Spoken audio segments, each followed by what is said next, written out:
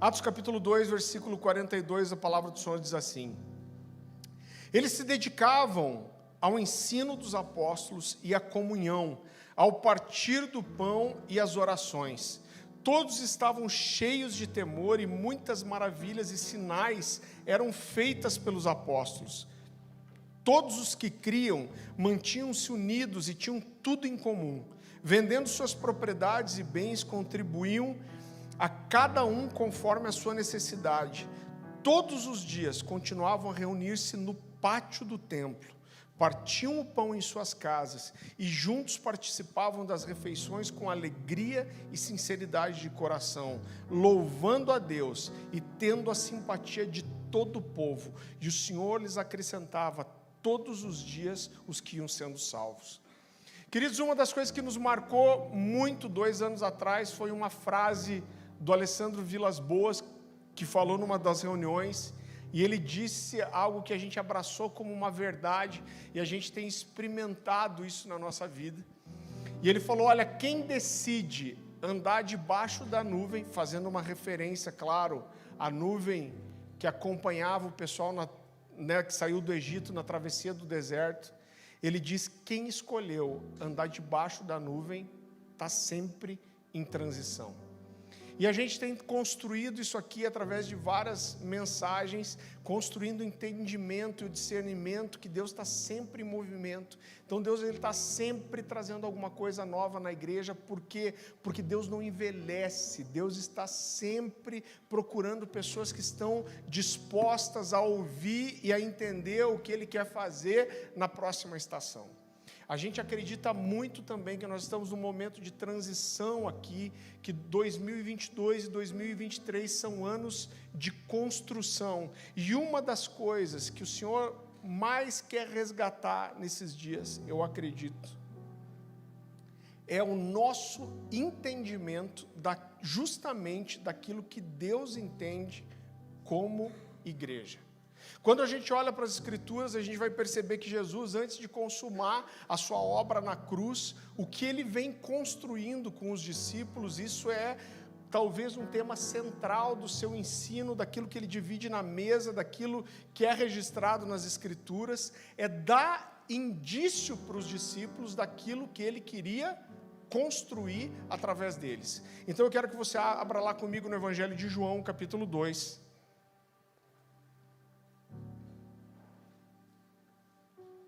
Evangelho de João, capítulo 2, a partir do versículo 18. A palavra do Senhor diz assim: o que você está fazendo? Questionaram os líderes judeus. Que sinal você nos mostra para comprovar que tens autoridade para isso? Pois bem, respondeu Jesus, destruam esse templo e em 3 dias eu o levantarei. O templo era com certeza o lugar mais sagrado aqui para os judeus, era onde os mestres se reuniam, era o lugar onde Deus se manifestava, era o lugar onde a Arca da Aliança, para onde a Arca da Aliança deveria voltar, que representava a presença manifesta de Deus, e eu não consigo pensar num lugar que fosse mais sagrado para os mestres da lei do que o templo. E Jesus está dizendo: se vocês destruam esse templo, eu vou reconstruir ele em 3 dias. Eles com certeza se ofenderam. Eles disseram: foram necessários 46 anos para reconstruir esse templo, e você o reconstruirá em 3 dias. Mas quando Jesus disse esse templo, estava se referindo ao seu próprio corpo. Depois que ele ressuscitou dos mortos, seus discípulos se lembraram do que ele tinha dito e creram nas Escrituras e em suas palavras. Então o que Jesus está falando aqui é de construir ou reconstruir algo. O que era esse algo? O templo. Então havia um lugar de adoração, e esse lugar, o lugar não só de adorar, de fazer sacrifícios, de buscar a presença de Deus, de encontrar o Senhor, de adorá-lo, era o templo. E Jesus está dando sinais aqui claros de que Ele mudaria isso. Então olha como é interessante, esse texto mexe tanto com o meu coração, porque quando Jesus fala, destruam o templo, eu vou reconstruir ele em 3 dias, ninguém entendeu do que Jesus estava falando. Então os mestres da lei pensavam que ele estava falando do templo construído por Herodes, Os discípulos pensaram isso, mas a Bíblia diz que só depois que Jesus foi morto e ressuscitou, é que eles entenderam que Jesus não estava falando do templo físico, mas Jesus estava falando do seu próprio corpo. Então a primeira coisa que Jesus quer mudar, e Ele quer construir como conceito com os discípulos, é aquilo que significava templo. E o entendimento de que o lugar que Deus passaria a se manifestar não seria mais um prédio, mas seríamos nós mesmos.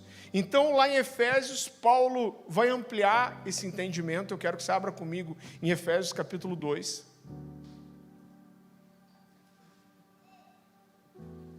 A partir do versículo 19, a palavra do Senhor diz assim: agora, por causa do que Cristo fez, todos temos acesso ao Pai pelo mesmo Espírito.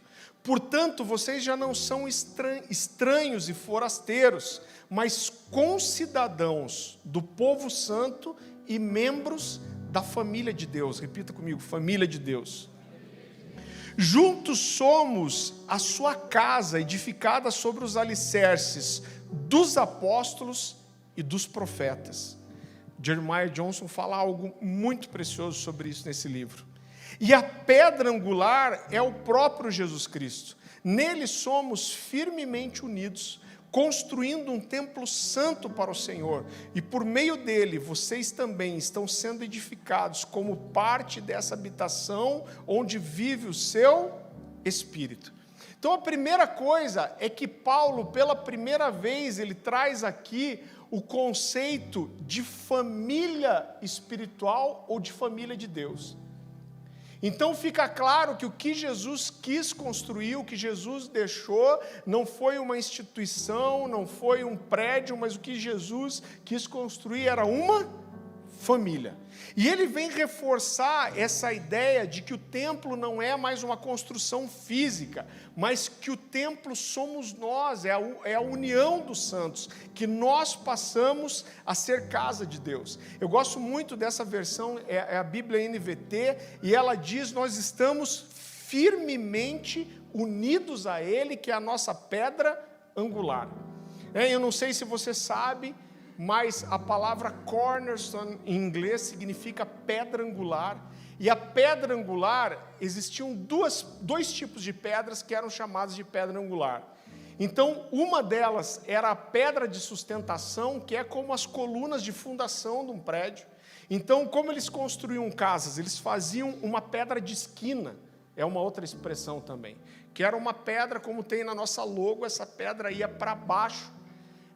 Muitas vezes essa pedra de fundação, essa pedra de quina, ela tinha ali o nome da família, os dados de quem construiu aquilo. Eu fui há uns anos atrás no Coliseu e eu vi algumas pedras dessas com mais de 2000 anos. É impressionante a organização que os romanos tinham. Então tinha ali o engenheiro, quem projetou aquilo, que era responsável por aquela obra, quem era a família que era dona daquela casa, e aquilo era, todas as outras paredes, elas eram sustentadas naquela pedra de esquina. Existe outra coisa também, você deve ter visto já, você conhece, se você não foi, se viu por fotos, mas era muito comum nas portas, nos portais, eles serem em arco, né? Então eles iam juntando essas pedras, e no meio tinha uma pedra maior, que era onde todas as outras pedras se sustentavam. Essa é chamada também de pedra angular, né? Ou pedra de ângulo, que trazia sustentação a todas as outras coisas. Então, tudo isso vem reforçar que no Novo Testamento, a imagem que o Senhor quer trazer da união dos santos e do lugar que Deus se manifesta é diferente. Pedro vem complementar essa ideia também, então eu quero que você abra comigo lá em 1 Pedro, capítulo 2. Primeira carta de Pedro.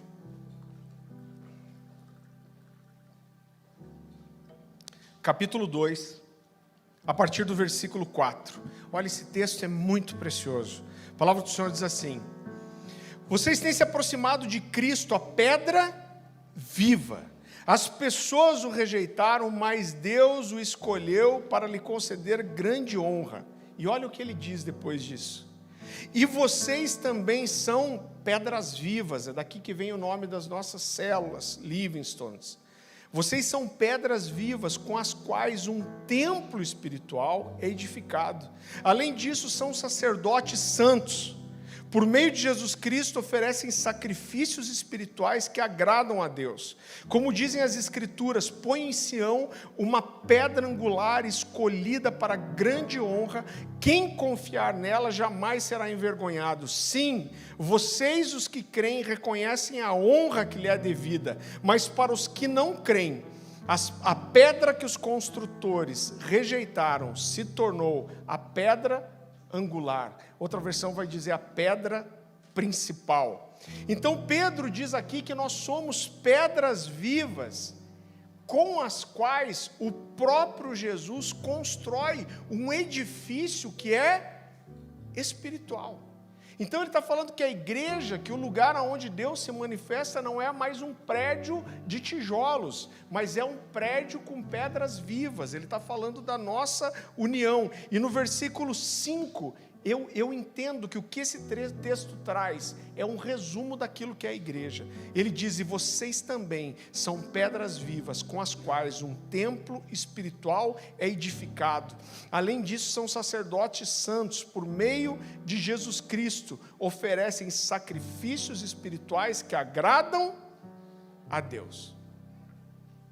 Agora a gente olha para tudo isso e é o conceito que Jesus está trazendo do que é a igreja, mas eu entendo que o Senhor está nos levando a voltar a algumas coisas essenciais, e no final eu quero voltar a falar disso.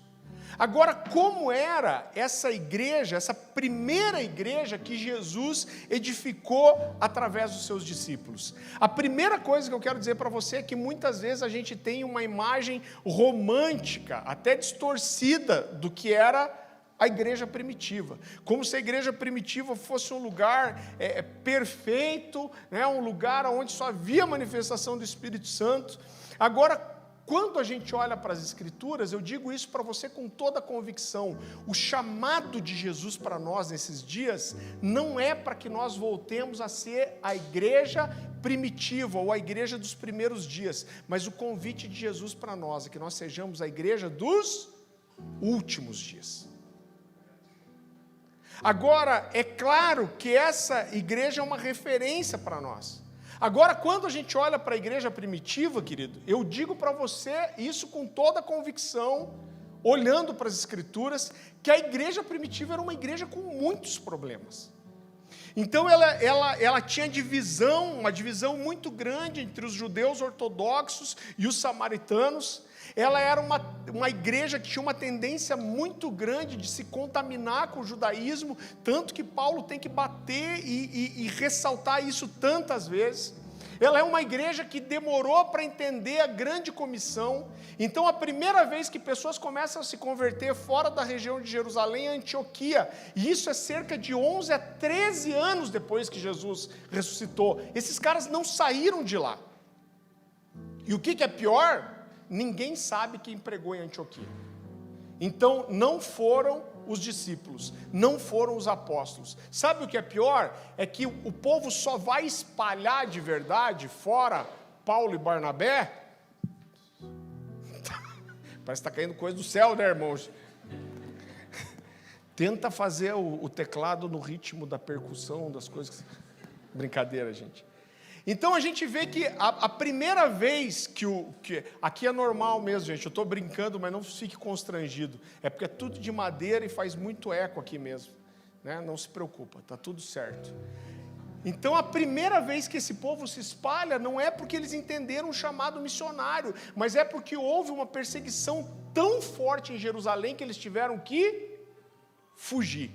Então eu olho para isso e eu vejo que ela era uma igreja com muitos problemas, era uma igreja que começou a ter rivalidades, as pessoas começaram a brigar por títulos. Paulo várias vezes tem que defender seu ministério e falar, olha, essas pessoas estão recomendando a si mesmas. Então eles queriam desmerecer a pregação de Paulo para tentar ganhar alguma autoridade, algum valor.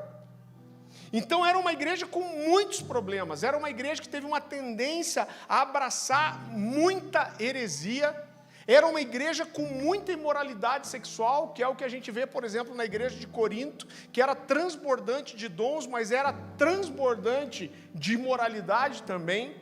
Agora, nós não podemos deixar de reconhecer que essa igreja nasceu de um verdadeiro avivamento. Ela nasceu de um derramamento do Espírito e ela nasceu no poder de Deus.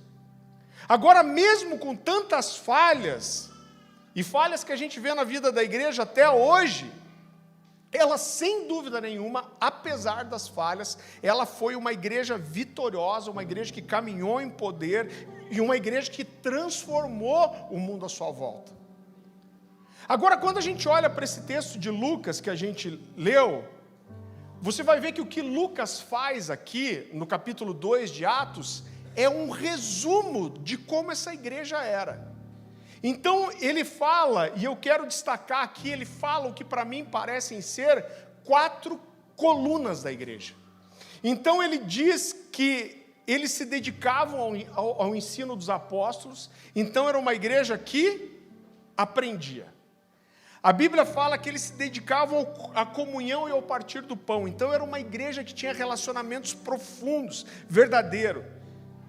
Lucas diz que eles se dedicavam às orações, então essa era uma igreja que não só orava, mas que orava muito, e eles oravam juntos e permaneciam em oração. E outra característica muito forte é que aonde esses caras estavam, eles louvavam e adoravam ao Senhor. Então era uma igreja que transbordava de adoração.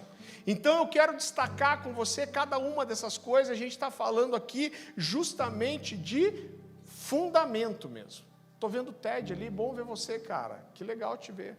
Deus abençoe. Então a primeira coisa, olha que interessante. Quando Lucas vai fazer um resumo do que era a igreja de Atos, eu acho que se a gente perguntasse para qualquer um de vocês, o que você pode dizer da igreja de Atos? Com certeza, a gente ia falar da unidade, a gente podia falar que eles dividiam seus bens, a gente ia falar das curas, dos milagres, do poder, a gente ia falar das línguas de fogo, mas quando Lucas vai fazer um resumo daquilo que era a igreja primitiva, a primeira coisa que ele fala é, eles se dedicavam ao ensino dos apóstolos. E isso mexe com o meu coração, e para mim não é à toa que isso está em primeiro lugar. Agora, olha só, essa era uma igreja que viveu muitas coisas. Esses caras viram línguas de fogo, esses caras falaram na língua de outros povos, eles viram pessoas serem curadas, eles viram pessoas serem libertas, eles viram demônios saírem, eles viram um prédio tremer, mas mesmo assim eles não deixavam de se dedicar ao ensino dos apóstolos.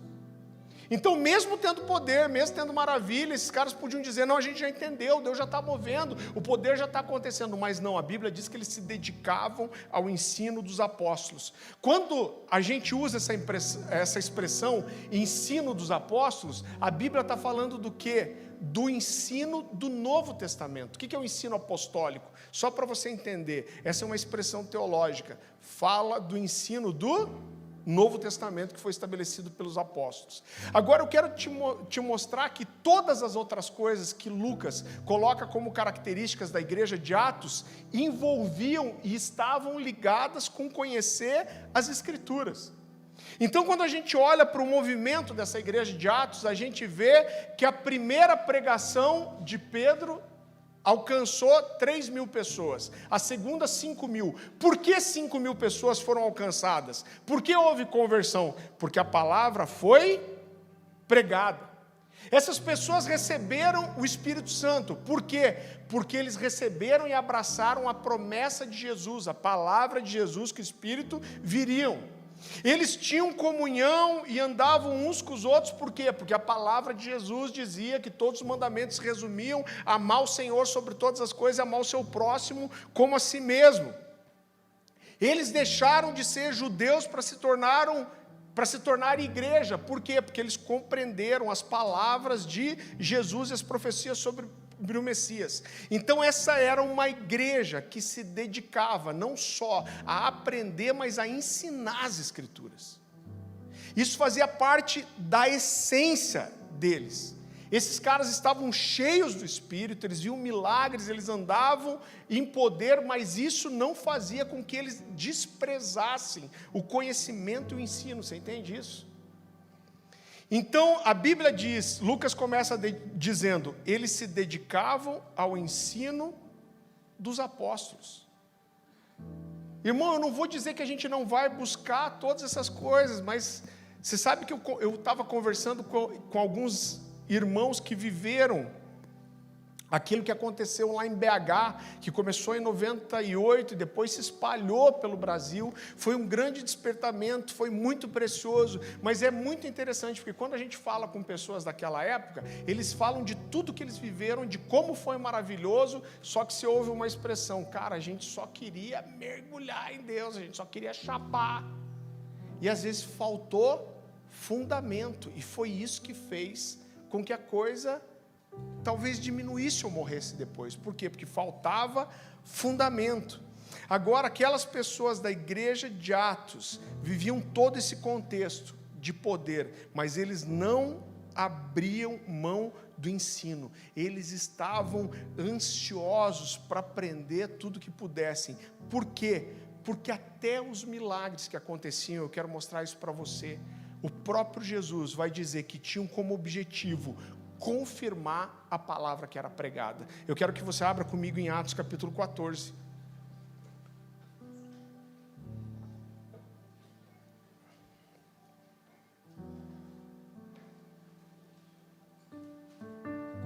Atos capítulo 14, versículo 3. A palavra do Senhor diz assim: entretanto, demoraram-se ali muito tempo, falando ousadamente no Senhor, o qual confirmava a palavra da sua graça, concedendo que por mão deles se fizesse muitos sinais e prodígios. Então o que esse texto está dizendo para mim é que apesar de a gente dever procurar os dons e a manifestação do Espírito, sim. Por quê? Porque a primeira coisa, irmão, que eu quero dizer para você, e é uma coisa que grita ao meu coração, que é incoerente a gente pregar a fé e não manifestar os sinais que seguirão os que creem. Como que a gente vai pregar a fé? Não, eu prego, eu digo que eu creio, mas aí Jesus diz, ó, quem crê, esses sinais vão seguir. Aí eu digo, prego de fé, mas não tenho sinais. Então precisa existir uma indignação no nosso coração quanto a isso. Agora, o que a Bíblia diz é que a palavra era pregada com autoridade, com precisão, e os sinais e maravilhas vinham para testificar, para dizer que a palavra era verdadeira. Sabe por quê? Porque, querido, mesmo sendo tão maravilhoso, os sinais, a cura, os milagres, a palavra é mais importante. E sabe por que a palavra é mais importante? Porque o milagre, a cura tem prazo de validade. Agora, o que a palavra faz na vida de uma pessoa, não. A Bíblia fala desse paralítico que foi curado na porta formosa do templo, passou a andar. Eu sei que talvez você fique chocado, mas eu queria dizer para você que esse paralítico já morreu. Então, irmão, esse milagre foi maravilhoso, mas o milagre tem um prazo de validade. Por quê? Porque quem é curado hoje morre depois, irmão. Eu já tive a experiência de ver uma perna crescendo na minha mão, acho que foi um dos milagres mais fortes que eu vi. Agora, é um milagre maravilhoso, mas ele tem prazo de validade, porque ele é um milagre no corpo, e o corpo é passageiro, transitório. Agora, quando você prega uma palavra que toca a vida e transforma a vida dessa pessoa, não é só a vida dela aqui que vai ser transformada, mas toda a sua eternidade vai ser transformada. Você entende isso? Agora, isso só não pode ser uma desculpa para que a gente não busque o poder. Então eu vejo que muitas vezes, quando você vai para irmãos que são mais tradicionais, e eles têm seu valor, eu não sou ISO 9000 do controle de qualidade do reino, mas muitas vezes isso vira uma muleta. Não, porque o mais importante não é o poder, o mais importante é o caráter. Beleza, mas quem disse que nós temos que escolher entre uma coisa e outra? Então não é para escolher, é para ter as duas coisas. É para ter o caráter, a palavra verdadeira, a sã doutrina e os sinais para testificarem isso.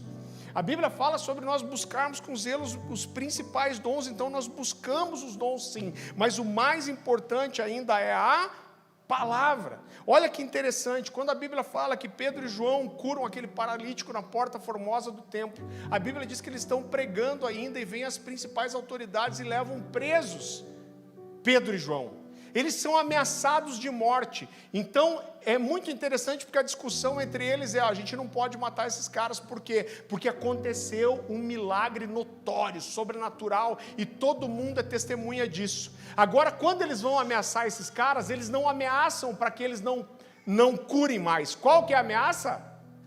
A ameaça é: não falem mais desse Jesus, não preguem mais esse evangelho, não levem mais essa verdade. Sabe por quê? Porque a palavra sempre incomodou mais do que o milagre. Sempre incomodou mais do que o milagre. Então a primeira característica da igreja de Atos é que ela era uma igreja que crescia na doutrina dos apóstolos. Então eu quero te dizer algo, irmão, não se contente com ser raso. Sabe que eu lembro que um dia a gente vai estar com esses caras aqui em outubro, se eu não me engano. Eu não sei quem de vocês conhece o Jeremy Riddle, acho que é um dos ministros de adoração mais conhecidos do mundo hoje. O cara que é o braço direito dele, é o baixista dele, a esposa desse cara é tecladista dele, ele é amigo nosso. Ele estava desviado, eu trouxe esse menino de volta, a gente mandou ele para a escola, para Bethel na época, hoje ele é o braço direito do Jeremy Riddle. E eles vêm com um time para cá, para ficar alguns dias aqui ministrando evangelismo com manifestação de milagres. Vai ser de saltar o butiá do bolso, vai ser bom. Então vem todo esse time para cá e vai ser muito especial. Você sabe que eu falei isso, eu me perdi, irmão. Eu não lembro o que eu estava falando. Me empolguei. Eu já lembrei agora. Obrigado, Jesus. Irmão, eu cheguei de viagem de tarde, então você dá um desconto para mim. Eu me lembro que eu estava com o Calil um dia, que é esse cara, e ele perguntou alguma coisa da Bíblia, eu falei para ele, não, Calil, mas isso, aquilo, e ele olhou para mim e falou assim: cara, como que você lembra essas coisas, como que você está na tua cabeça a Bíblia? Eu falei: cara, eu nasci na igreja, eu cresci ouvindo a Bíblia. Ele falou: pois é, eu também, mas eu não sei isso aí não. E quando ele falou, isso me levou a perceber uma coisa que eu nunca tinha percebido. Eu nunca deixava uma dúvida na minha cabeça. Se eu estava num culto que fosse, o cara falava alguma coisa que eu não conhecia da Bíblia, alguma história que eu desconhecia, algo que eu não entendi direito, eu chegava em casa, eu ia para onde? Ia para a Bíblia para tentar entender aquilo. E eu quero dizer para você, em nome de Jesus, não se contente, irmão, em não saber. Quando você não souber, se não entender, vai atrás, pergunte, peça ajuda, estude, busque. Tenha essa fome da igreja de Atos, que se dedicava ao ensino dos apóstolos. A Bíblia fala, em segundo lugar, Lucas coloca como a segunda característica dessa igreja, que eles se dedicavam à comunhão e ao partir do pão. Então essa era uma igreja de relacionamentos profundos. A gente vai logo voltar a essa série chamada Cultura da Mesa, mas eu quero dizer para você que o cristianismo, ele é relacional, e quando a gente olha para a igreja de Atos, a gente vê que esses caras, eles partiam o pão, eles estavam juntos uns com os outros. Havia intimidade, havia cuidado mútuo. E irmão, eu quero dizer para você que não existe igreja sem isso. É muito triste, eu não quero fazer uma crítica aqui, cada um entende seu lugar, o que Deus tem para si. Agora a gente vive um tempo que existem muitas igrejas gigantes, e é muito fácil você ir para uma igreja muito grande, você sentar na última fileira. Aqui é bom que você sentar na última fileira, você quase dá para dar com o braço em você, né? Então, a gente já fez de um jeito aqui que fica todo mundo meio perto, né?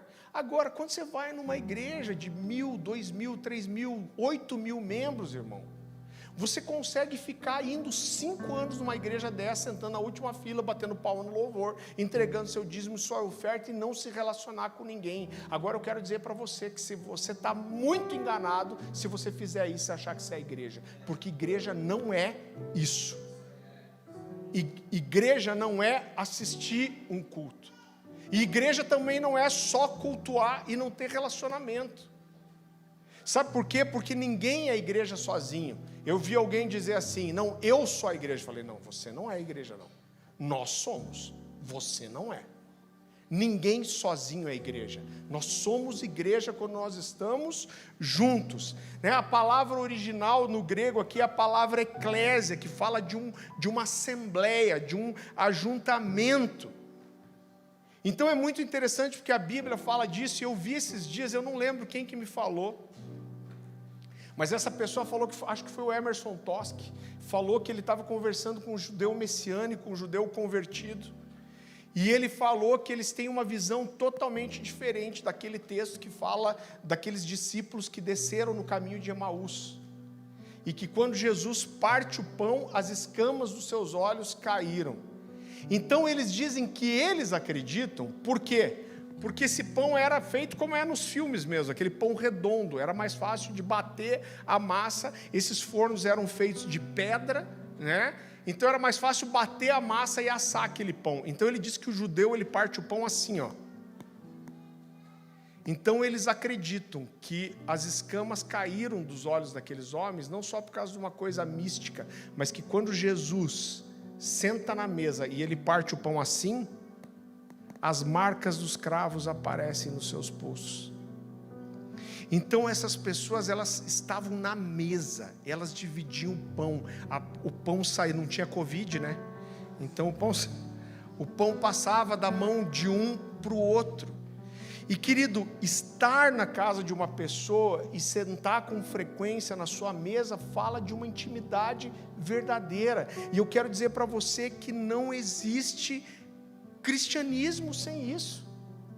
E por isso que o conceito de família espiritual é tão forte para nós. E é por isso que a gente entende, eu quero só fazer um parênteses aqui, que quando alguém sai daqui da Cornerstone, esse cara pode deixar de fazer parte da Cornerstone, mas ele não deixa de ser família com a gente. Porque é justamente por isso que nós podemos ser família com outras pessoas que não são daqui. Por quê? Porque o relacionamento à mesa é muito maior do que o CNPJ. O dia que a gente olhar para o CNPJ e isso influenciar a relação no CPF, irmão, a gente já se perdeu e a gente não sabe mais o que é ser igreja. Então quando alguém sai daqui, a gente fala, cara, esse cara saiu, foi para outro ministério, mas fica junto, vê se ele está bem, vê se ele precisa de alguma coisa. Eu sei de igrejas que o cara fala assim, não, você saiu daqui, corta o relacionamento com aquela pessoa, porque ela vai te influenciar. Influenciar o que, criatura? E em nome de Jesus, eu quero dar uma liberdade para vocês, o dia que vocês verem a gente ensinar alguma coisa diferente, ou um líder aqui ensinar ou cobrar alguma coisa diferente, vocês têm toda a liberdade de vir, não só nos questionar, nos cobrar e nos repreender. Irmão, o relacionamento pessoal é muito maior do que qualquer CNPJ. O dia que o CNPJ atrapalhar isso, e a gente não for ter relação com alguém, porque saiu dessa igreja, irmão, a gente já se perdeu, e eu acho que a gente não tem nem direito de querer ser igreja. Agora, a gente olha para essa igreja, a gente vê que eles cuidavam uns dos outros. Eu quero só corrigir uma coisa, que às vezes as pessoas têm uma ideia errada, que as pessoas eram obrigadas a vender os seus bens, os seus imóveis e dividir com todo mundo. Eu quero dizer para você que isso não é cristianismo, está mais parecido com marxismo, né, irmão? Faz o sinal da cruz aí. Então a Bíblia fala lá em Atos capítulo 5, que Ananias e Safira cometeram um pecado muito grande. Agora eu quero mostrar para vocês que o pecado deles não foi não entregar o que tinham, mas o pecado deles foi mentir e tentar mostrar uma espiritualidade que não viviam. Eu quero que você abra comigo em Atos capítulo 5.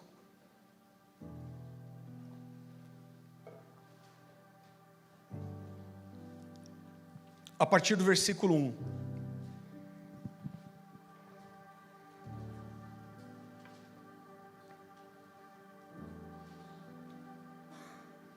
A palavra do Senhor diz assim: um homem chamado Ananias, juntamente com Safira, sua mulher, também vendeu uma propriedade. Então ele está falando por que também? Porque era algo comum as pessoas venderem seus bens e distribuírem de acordo com a necessidade. Ele reteve parte do dinheiro para si, sabendo disso também sua mulher. Olha, a Bíblia é preciosa demais. Ela faz questão de dizer que a mulher sabia dessa transação. E o restante levou e colocou aos pés dos apóstolos. Então perguntou Pedro: Ananias, como você permitiu que Satanás enchesse o seu coração a ponto de você mentir ao Espírito Santo e guardar para si uma parte do dinheiro que recebeu pela propriedade? Então até aqui a gente está lendo e parece que o problema foi ele ter tirado uma parte. Só que ele continua. E Pedro diz assim: ela não lhe pertencia? Depois de vendida, o dinheiro não estava em seu poder? O que o levou a pensar em fazer tal coisa? Você não mentiu aos homens, mas sim a Deus. Ouvindo isso, Ananias caiu e morreu. Grande temor apoderou-se de todos os que ouviam o que tinha acontecido. Então ninguém era obrigado. Pedro deixa muito claro, porque ele diz assim: cara, a propriedade não era sua. Quando você vendeu, o dinheiro não estava com você? Então, qual foi o pecado aqui de Ananias e Safira? Foi mentir. Agora, por que eles mentiram? E guarde esse temor no seu coração. Sabe por que eles mentiram? Porque eles queriam mostrar uma espiritualidade que eles não viviam. Eles queriam demonstrar, aparentar uma espiritualidade que não era verdade na vida deles. Agora as pessoas faziam isso de forma voluntária, e não dá para ser igreja sem relacionamentos profundos. Agora a gente diz algo aqui na igreja, e é bom você saber, a gente fala assim, primeiro, a gente não acredita que todo mundo tem que ser líder. O que a gente quer é dar espaço para todo mundo que entende que tem um chamado para liderar. Agora, todo mundo que quer receber discipulado precisa estar disposto a discipular. Por quê? Porque o discipulado traz uma ideia de continuidade.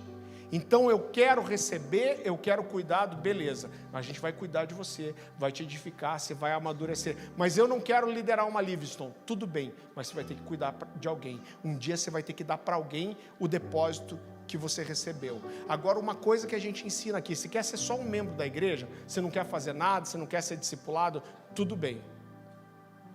Agora, se você quer receber discipulado, a gente deixa claro que isso é feito na casa. E o dia que você for discipular, você vai discipular na sua casa. Então, se você não está disposto a abrir sua vida e sua casa, nem entra nisso. Porque a gente entende que a vida da igreja não acontece aqui, nesse prédio bacana que a gente tem, só para fazer uma propaganda. Mas a vida da igreja acontece na mesa. A vida da igreja acontece nas casas. Por isso que eu falo para eles: cara, a gente ama esse lugar que Deus nos deu, a gente é muito grato, mas a gente não está preso aqui. E o dia que Jesus pedir, a gente devolve para Ele assim, Sabe por quê? Porque a igreja não é isso aqui. A igreja acontece na sua casa, na sua mesa. E isso fala algo muito importante. Se você entender esse princípio, eu quero dizer que você vai estar mais interessado em dar mesa para alguém do que ganhar um lugar na mesa de alguém.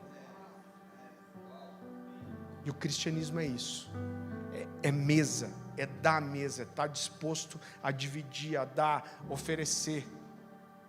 E querido, como qualquer outro mandamento, eu quero dizer para você que isso você não espera sentir para fazer.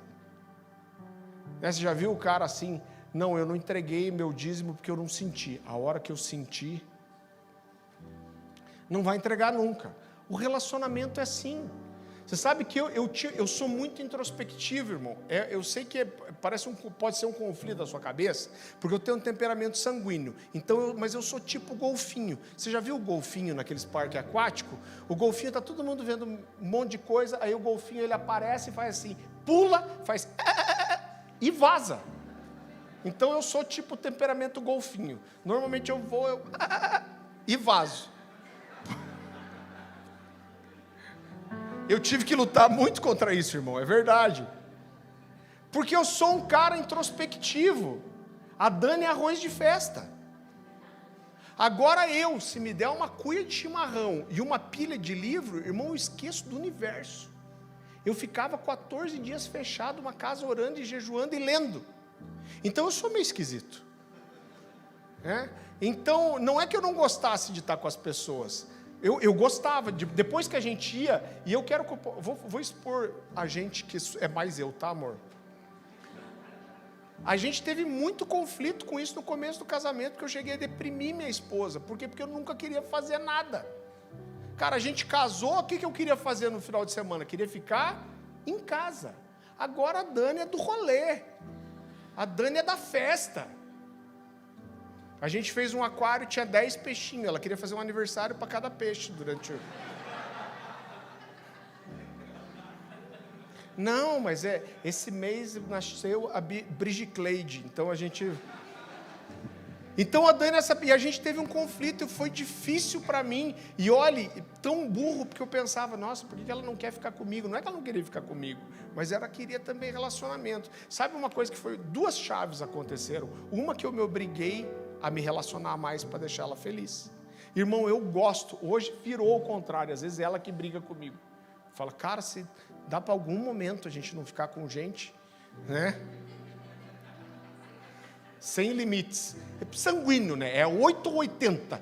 Tipo Pedro. Não, o senhor nunca vai lavar os meus pés. Se eu não lavar seu pé, você não tem parte comigo. Então lava o pé, a cabeça, o corpo. Eu sou tipo Pedro. Mano, Pedro era muito burro, né? Eu me identifico bastante com ele.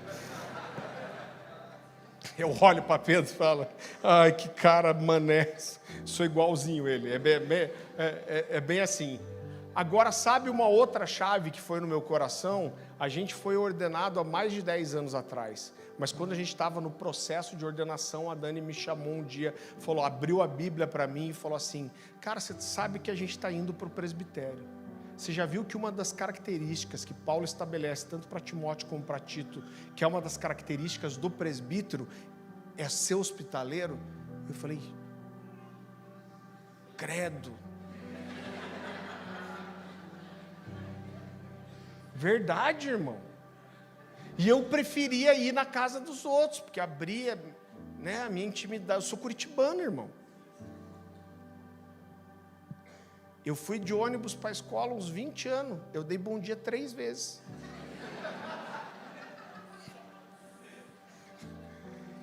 Mas o que aconteceu? Ela me confrontou com a palavra. E essa verdade entrou no meu coração e eu já saí assim. É bom porque a gente tem que ser rendido mesmo. Vem uma verdade no teu coração, você fala, Deus, vem e racha já de uma vez. Eu já saí da conversa com ela pensando assim, quem que eu vou chamar para dormir aqui em casa? Foi verdade ou não foi? Aí eu conheci 2 irmãos, você lembra de quem eu estou falando? Falei, vou convidar esses 2, quase moraram na nossa casa, não saiu nunca mais. Então agora isso é um mandamento, como que a gente aprende? Fazendo, irmão. Você não espera ter desejo. Em terceiro lugar, a Bíblia fala que eles se dedicavam à oração. Então era uma igreja que orava, que perseverava na oração, e eles oravam juntos. Se fosse para a gente determinar um momento aonde a igreja nasce, sabe quando a igreja nasce? A igreja nasce no Pentecostes. Porque Jesus diz assim, vocês vão ficar juntos, vocês não se dispersam, e vocês vão receber poder do alto, e vocês serão feitas as minhas testemunhas. E é depois disso que eles começam a testemunhar. Tanto que na segunda pregação de Pedro, quando aquele paralítico é curado, e Pedro começa a pregar, é a primeira vez que ele usa a expressão. Sabe por que ele foi curado? Ele foi curado por Jesus, que foi morto por vocês, que ressuscitou. E aí ele diz assim, do qual nós somos testemunhas. Então a igreja começa no Pentecostes, quando eles estavam orando juntos, e eles perseveravam em oração, e eles permaneceram em oração. Vá comigo para Atos capítulo 1.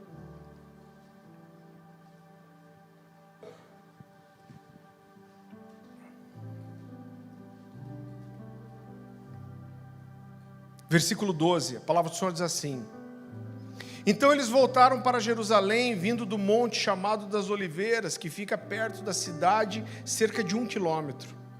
Quando chegaram, subiram ao aposento onde estavam hospedados. Achavam-se presentes Pedro, João, Tiago, André, Filipe, Tomé, Bartolomeu e Mateus, Tiago, filho de Alfeu, Simão, o Zelote e Judas, filho de Tiago. Todos eles se reuniam sempre em oração com as mulheres, inclusive Maria, mãe de Jesus, e com os irmãos de Jesus. Agora vai um pouquinho para frente, Atos capítulo 2, a partir do versículo 1. E chegando o dia de Pentecostes, estavam todos reunidos num só lugar. De repente veio do céu um som como de um vento muito forte, encheu toda a casa na qual estavam assentados. Pula comigo para o capítulo 4, Atos capítulo 4, versículo 24. Ouvindo isso, unânimes, levantaram a voz a Deus e disseram, eles estão orando, pula comigo para o versículo 31. Tendo eles orado, tremeu o lugar onde estavam reunidos, e todos ficaram cheios do Espírito, e com intrepidez anunciavam a palavra de Deus. Lembra que eu falei que todas as outras coisas acabavam voltando na palavra? Qual foi a consequência deles orarem, deles serem cheios do Espírito, deles terem comunhão? Qual foi?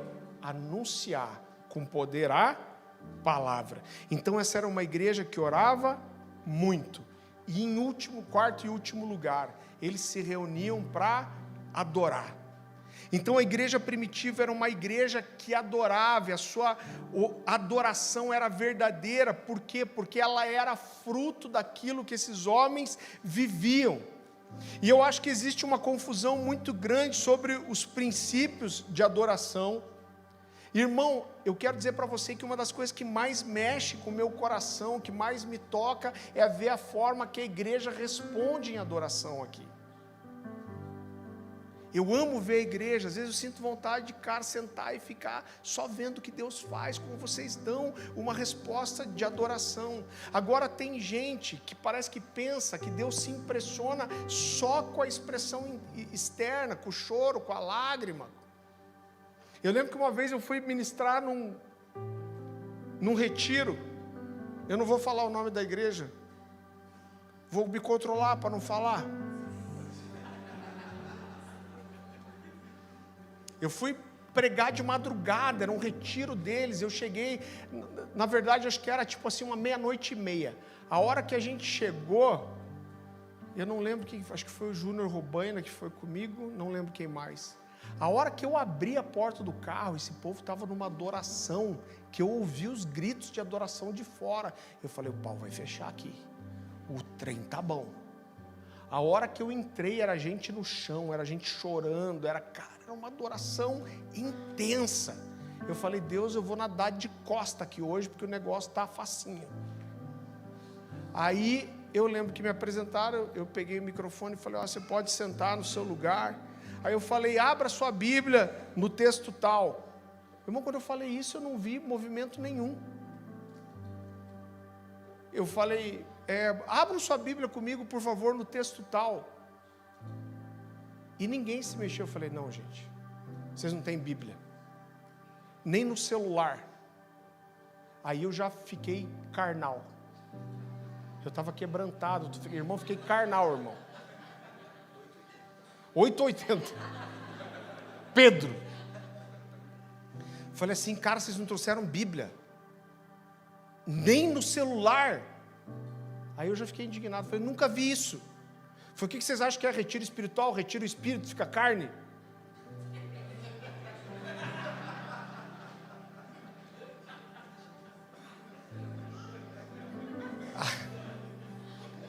Aí eu não me aguentei. Eu preguei sobre o jovem rico aquela noite, dentro no meio da mensagem, irmão, eu me arrependi depois. Falei, eu não devia ter feito isso. Eu falei, vocês são que nem o jovem rico vem correndo, se joga de joelho no pé de Jesus. Aí quando Jesus fala, você quer a vida eterna mesmo? Então vai dar todos os seus bens aos pobres e depois vem e siga-me. Aí o que aconteceu? O jovem rico vazou. Então o jovem rico era igualzinho vocês, que vem, rolam no chão aqui, depois senta na cadeira, não tem nenhuma Bíblia na mão. Eles ficaram uns 4 anos sem me chamar, acho. até alguém esquecer. Virou a geração, aí me chamaram de volta. Agora eu não estou dizendo que essas coisas, que essa paixão, ela não tem importância, pelo contrário, a gente tem ensinado como essa paixão, essa intensidade, ela é importante, mas ela precisa falar de uma verdade que está no coração. Por quê? Porque elas sozinhas não significam nada, irmão. Eu falei semana passada aqui do marido que leva flores para a esposa toda semana, mas tem uma amante, não adianta nada. Por quê? Porque a atitude que você faz fora precisa expressar a verdade que está dentro. Então o que Jesus ensina sobre aquele jovem rico é que não adianta você vir correndo, se jogar aos pés de Jesus, mas o seu coração não é de verdade dele. Agora, a verdadeira adoração, ela é uma resposta à revelação bíblica. Você entende isso? E mais uma vez a gente vai parar onde? Nas Escrituras. Então um cara que diz que é apaixonado por Jesus, que se joga na adoração, mas que não quer se encher da palavra, não faz sentido. Jesus falou assim: sabe quem que me ama? Quer saber quem me ama? Quem guarda os meus mandamentos. Agora, se diz que ama e não quer nem conhecer os mandamentos, que migué. Então, se você ama, se você está apaixonado, a primeira coisa que você vai querer saber é como agradar. A gente tem vários casais aqui. Lembra aí de como você conquistou sua esposa, seu marido? Por exemplo, a gente tem a Pátia aqui, o Diego não come quase nada. O Diego derrubou um almoço de camarão que eu teria ontem. Porque a gente estava na igreja, eu vou anunciar a minha frustração aqui. Vieram me falar depois, o povo queria honrar a gente, iam fazer aquele prato do coco bambu, mas iam fazer em casa, com camarão, então já encomendei o camarão. Aí, em vez de vir falar comigo, eu perguntar para o Diego: você come camarão? O Diego falou: não como. Ah, então nós vamos fazer outra coisa. Eu estou com raiva do Diego.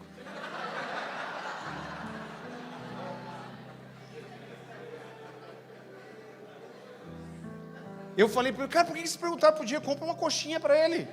Ele fica feliz com a coxinha. A gente foi um dia o presbitério inteiro no Taisho, ele parou num posto e levou uma coxinha. Verdade, gente, eu estou falando a verdade. Agora imagina a Paty querendo conquistar o Diego e fazendo um prato de camarão para ele. Não ia dar certo. Por quê? Porque você tem que saber o que agrada, quem é o motivo do seu amor, da sua paixão, do seu coração.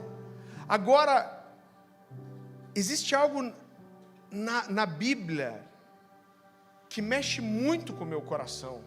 Jesus diz para aquela mulher no poço, aquela mulher samaritana, e ela diz que haverá um dia em que os verdadeiros adoradores adorarão em espírito e em verdade. Agora, sabe a impressão que eu tenho? É que se você for perguntar, se você juntar 20 pastores aqui, se perguntar o que é adorar em espírito e verdade, todo mundo vai falar uma coisa diferente. Agora, a impressão que eu tenho é que Deus procurou ocultar essas coisas, e você vai descobrir isso só entrando num lugar de intimidade de verdade. Sabe por quê? Porque Jesus fala de um dia em que os verdadeiros adoradores adorariam em espírito e verdade, mas depois ele diz para a samaritana assim, ele diz: olha, vocês samaritanos adoram o que não conhecem. Então, para mim, esse é o primeiro sinal que Jesus dá, que adorar em espírito e em verdade é conhecer quem você está adorando. E é muito interessante que Paulo usa uma expressão muito semelhante. A Bíblia fala que quando ele vai pregar no Areópago, que era o polo de filósofos, e ele vai lá e ele vai pregar para aqueles homens, e é muito interessante porque eles falam para ele: qual que é essa religião nova que você está trazendo? Um filósofo muito conhecido, eu não vou arriscar dizer o nome dele, porque eu posso errar, mas pouco tempo antes, um dos principais filósofos de Atenas tinha sido morto lá por ser acusado de trazer uma nova religião. E eles dizem: que religião nova é essa? E Paulo, muito ligeiro, ele diz assim: olha, quando eu andei aí e vi os altares de vocês, eu vi que vocês são muito devotos. E ele diz: mas quando eu estava andando no meio de vocês, eu vi um altar ao Deus, se lembra? Ao Deus desconhecido. E aí Paulo diz assim: pois é justamente esse Deus que vocês adoram sem conhecer, que eu vim dizer quem é. Então, mais uma vez, ele está dizendo aqui, vocês adoram o que não conhecem. E, querido, existe uma frase do John Stott muito poderosa, e ele diz assim, que a adoração sem conhecimento está fadada em se tornar idolatria. Adoração sem conhecimento não é adoração. Adoração sem conhecimento é idolatria. Por quê? Porque a adoração nasce de uma revelação. Então, a Bíblia, que é a palavra de Deus, ela não só nos revela quem Deus é, mas é ela que nos manda adorá-lo. Um dos textos que mexe muito com o meu coração e fala isso, a Bíblia fala daqueles magos que vão na manjedoura, aonde Jesus nasce, e a Bíblia fala que quando eles reconheceram que aquele bebê na manjedoura era o Messias, a Bíblia fala que eles se prostraram e abriram os seus tesouros. Então, quando eles reconheceram, eles tiveram a revelação de que aquele era o Messias, eles se prostraram e ofereceram, trouxeram ofertas de adoração. Então, é a palavra de Deus que diz, adorem. E na adoração nós exaltamos o quê? Os atributos de Deus revelados na palavra. Agora a igreja primitiva conhecia Jesus, ela conhecia quem ela adorava, ela vivia o que ela conheceu, ela vivia o relacionamento com Deus, e eu percebo que a adoração, ela pulava deles, como uma expressão natural daquilo que estava dentro. Por quê? Porque eles amavam Deus, eram apaixonados, e a adoração sai por isso. Eu costumo dizer, por que um homem procura uma prostituta?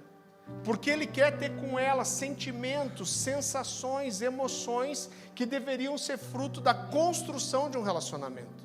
Então você conhece, você desenvolve uma admiração, você desenvolve uma amizade, você firma um compromisso, você ama, você estabelece uma aliança, e isso, a coroa de tudo isso é a relação sexual. Agora, porque o homem não quer pagar com tudo isso, ele vai e paga com dinheiro. Agora, Deus não se vende.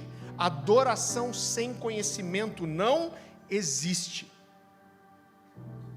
Então, queridos, tudo isso para mim são alguns sinais de o que é viver uma adoração genuína. Para que eu viva uma adoração genuína, eu preciso ter relacionamento, eu preciso ter compromisso, e eu preciso conhecer quem é o alvo da minha adoração. Sabe por quê? Porque Deus não recebe adoração vazia. A Bíblia fala de Nadab e Abiú, que ofereceram fogo estranho diante do Senhor, eles foram consumidos. A Bíblia fala, eu amo esse texto, eu sei que é um texto cabuloso, eu amo o Antigo Testamento, é a realidade nua e crua. A Bíblia fala de Corá, Dotã e Abirão. Esses caras não eram descendentes de Arão, e Deus tinha dito que só poderiam ser levitas e sacerdotes, os descendentes da tribo de Levi, e de repente esses caras chegam para Moisés, Corá, liderando todo mundo, e ele falou, quem falou que só você pode adorar e ministrar incenso diante do Senhor? E aí Moisés diz o quê? Foi Deus que falou. E ele fala, não é verdade, a gente pode adorar também. E aí Moisés, eu fico pensando a frieza dele, né? Ele fala, então tá bom, então vamos fazer o seguinte, vocês vão preparar um altar de adoração para o Senhor, e amanhã vocês vão oferecer a adoração, e eu vou oferecer também. E a gente vê de quem Deus vai receber, fogo do céu vai descer sobre qual altar ou sobre qual sacrifício. E a Bíblia fala que Corá, junto com Dotã e Abirão, podia ser mais fácil esse nome para a gente pregar, né, irmão? Toda hora que eu vou falar, eu acho que eu vou falar errado. A Bíblia fala que eles conseguem juntar 250 pessoas. E a Bíblia fala que essas 250 pessoas estão com incensário de ouro. E aí Moisés fala, vocês podem começar. E aí eles começam a queimar incenso diante do Senhor. Sabe o que acontece? Eu sei que não é um dos textos mais conhecidos, e eu não sei por quê, porque eu gosto muito dele. A Bíblia fala que a terra se abriu, e Corá, a sua família, os seus bens e os seus parentes descem vivos para o abismo. Imagina o pau fechando. E aí esses caras saem correndo, gritando. A Bíblia diz que o fogo sai de dentro do abismo e engole essas pessoas que só ficam os incensários queimados no chão. Sabe por quê? Porque Deus não se impressiona com a fumaça que está fora, se o que está dentro cheira mal. Agora tem muita gente fazendo fumaça de incenso sem cheiro, sem perfume, ou que cheira mal. Olha o que Jesus fala sobre adoração. Abra comigo lá em Mateus capítulo 15, versículo 7. A gente falou sobre isso algumas semanas atrás. Uma mensagem que tem queimado o meu coração. É um dos fundamentos dessa casa, chamada Liturgia do Coração. Você pode entrar tanto no meu YouTube, quanto no YouTube da Cornerstone, e você vai encontrar essa mensagem. Jesus diz assim: hipócritas, Isaías tinha razão quando assim profetizou a seu respeito: esse povo me honra com os lábios, mas o seu coração está longe de mim. Sua adoração é uma farsa, pois ensinam ideias humanas como se fossem mandamentos divinos. Então Jesus está dizendo que aqueles que apresentavam uma adoração falsa eram aqueles que não guardavam os mandamentos. Agora, quando eu olho para essa expressão e eu vejo a Bíblia falando de espírito e verdade, e mexe com o meu coração, porque a Bíblia diz que Deus não procura adoração, mas a Bíblia diz que Deus procura adoradores. E a Bíblia diz que o Senhor procura os adoradores que adoram a Deus em espírito e em verdade. Então, primeiro mexe com o meu coração, irmão. Deus Todo-Poderoso, Criador do céu e da terra, soberano, onisciente, onipresente, onipotente, aquele que sustenta todas as coisas pela palavra do seu poder. Ele está à procura de alguém. E quem ele procura? Aqueles que adoram em espírito e em verdade. Então, quando eu olho para todas essas coisas, o entendimento, a luz que eu tenho das Escrituras hoje, é que adorar em verdade é que quando aquilo que eu canto está alinhado com o que o meu coração acredita. Quando aquilo que eu canto está alinhado com aquilo que o meu coração e a minha vida vive. Então, quando eu canto algo que não é verdade para mim, isso não é adoração em verdade. Então, adorar em verdade, querido, é que quando eu adoro, eu expresso uma verdade que está no meu coração. E o que é adorar em espírito? Para mim parece muito óbvio também. Paulo fala muitas vezes de uma luta entre o espírito e a carne. E eu acredito de todo o meu coração que somente pessoas espirituais conseguem adorar em espírito. Um carnal nunca vai adorar em espírito. Ele vai adorar na carne. Então, quando eu olho, querido, para essas coisas, e eu quero encerrar com isso, eu vejo que a verdadeira igreja de Jesus é a igreja que tem relacionamento com Ele.